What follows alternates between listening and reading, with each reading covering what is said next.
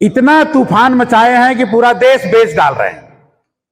आपके जो बुद्ध है ना, जो बुद्ध की जो चवर वाहिकाएं हैं, जो मतलब उनमें जो और उनके सहयोगी लोग हैं, इतने विशाल विशाल हैं कि उसमें 8-10 ऐसे राम आ जाएंगे, और वो हजारों साल पहले के बने हैं। कुछ तो खंडित हो गए हैं और कुछ सुरक्षित हैं।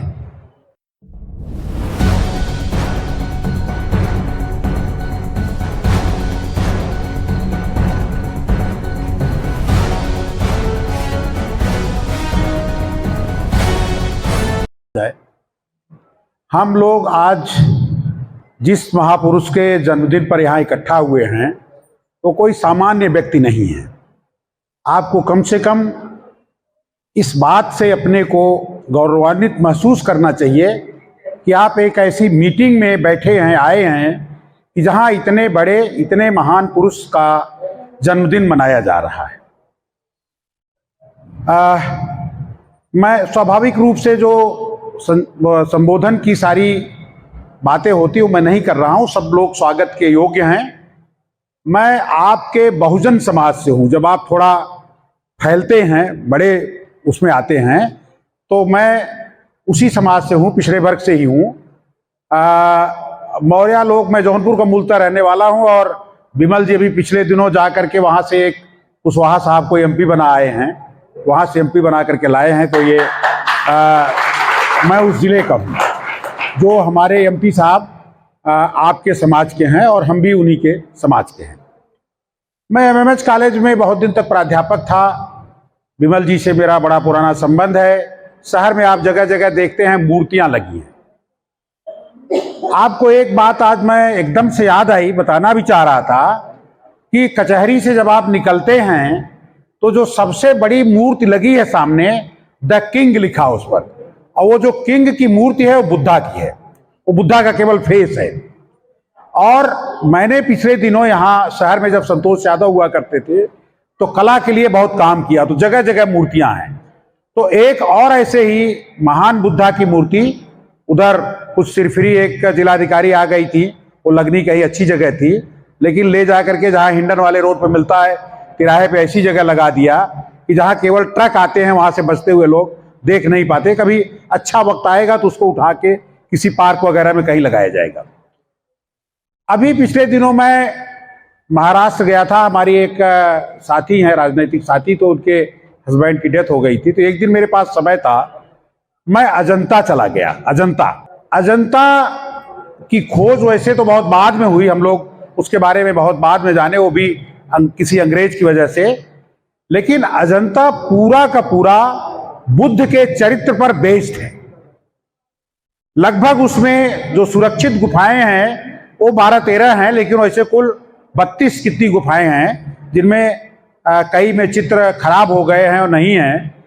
तो जब आप एक बार वहां जाएंगे तब आपको पता चलेगा कि आप कितने महान वंश के हैं। पूरी दुनिया के लोग वहां आते हैं, और वो जो हमारी पहचान है कला और संस्कृति में, उसमें अजंता का बहुत महत्वपूर्ण योगदान है। और फिर मेरे पास समय बचा तो मैं वहीं से एलोरा चला गया। एलोरा गया तो देखा कि वहां बुद्ध की एक पूरी श्रृंखला है, लॉर्ड बुद्धा। एक छोटे से राम को अभी इन लोगों ने अयोध्या में रख करके इतना तूफान मचाए हैं कि पूरा देश बेच डाल रहे हैं।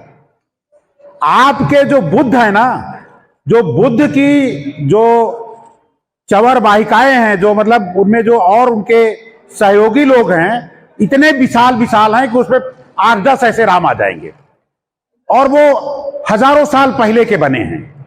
कुछ तो खंडित हो गए हैं और कुछ सुरक्षित हैं। आप लोगों को, खास करके इन महिलाओं को, लड़ करके अपने घर में एलोरा और अजंता जरूर देखने जाना चाहिए। अभी लता कह रही थी ये भी नहीं देखी है, तो मैं इनसे कह रहा था कि बरसात, थोड़ा बहुत गर्मी है, बरसात में निकलना चाहिए और आप पर्यटन करिए, यात्रा करिए। अभी बंते साहब चले गए, वो बिहार से आए थे। देखिए, आपको समझाने और बताने बिहार से आए थे। एक महीना अपना, अभी मुसलमानों की बात देखिए, उन पर इतना बड़ा हमला हो रहा है। वो लोग 1 महीने अपने वो रोजा से थे, दिन में खाना ही नहीं खाते थे, अब 11 महीने खूब खाएंगे। हमको भी अपने महापुरुषों को कम से कम देख करके ये पता चलेगा कि हम कितने महान थे, हमारे पूर्वज कितना बड़ा काम किए हैं। वहां कोई राम वाम नहीं है, वहां कृष्ण नहीं है, वहां कोई इस तरह की और चीजें नहीं है। और एक और जगह मैं गया, बीड़ एक जगह है जो महाराष्ट्र का ही एक शहर है, वहां एक पुराना मंदिर है। कोई मुझे ऐसे ले गया दिखाने, तो देखा कि जो उसके पीछे पत्थरों पे मूर्तियां बची हैं वो सब बुद्ध कालीन है। आगे उसको तोड़ ताड़ के सब वो देवी देवता और शंकर की एक शिवलिंग रख दिया है।